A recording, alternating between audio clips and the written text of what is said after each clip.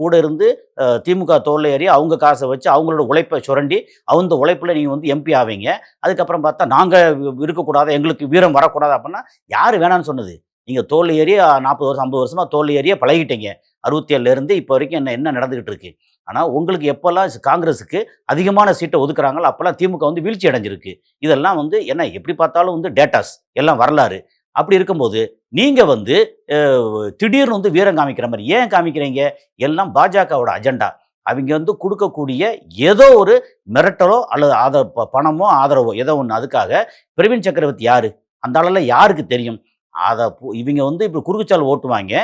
ஆனா, அத வந்து தலைமை ராகுல் காந்தி. ராகுல் காந்தி உண்மையிலேயே வந்து அவரு ஒரு வேஸ்ட் ஃபெல்லோ. அப்படித்தான் ஒரு தலைவர் அப்படி சொல்லக்கூடாது. ஆனா, ஒரு மாச கணக்கா இவ்வளவு தூரம் நடந்துகிட்டு இருக்கே.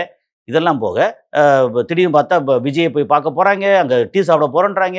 என்ன விளையாட்டு பண்ணிட்டு இருக்காங்க. இங்க வந்து கூட்டணி இருக்கும்போது கூட்டணி தர்மம்னு ஒன்று இருக்கு. பிடிக்குது, பிடிக்கல. நமக்கு முதல் எதிரி யாரு? பிஜேபி. பிஜேபி எதிர்க்கணும்னா இந்த கூட்டணி ரொம்ப ஸ்ட்ராங்கா இருக்கணும். அப்புறம் இந்திய அளவுல வந்து பிஜேபி எதிர்க்கணும்னா காங்கிரஸ் கூட்டணி, அதாவது இந்தியா கூட்டணி ஸ்ட்ராங்கா இருக்கணும் அப்படின்னு ஒரு சூழல்.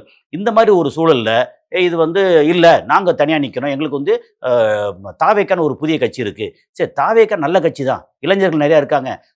பெண்கள் வந்து ஒரு 30, 32 வயசு வரைக்கும் உள்ள பெண்கள் தாவேக்கா மேல ஒரு அனுதாபத்தில் இருக்காங்க. அதெல்லாம் கரெக்ட் தான். ஆனா திமுக வந்து அதெல்லாம் வளைச்சு போடுறதுக்காக பணம் 5000 குடுக்குறாங்க. அப்புறம் வந்து இப்போ பொங்கலுக்கு 3000 குடுத்தாங்க. நிறைய நல்ல விஷயங்கள் பண்றாங்க.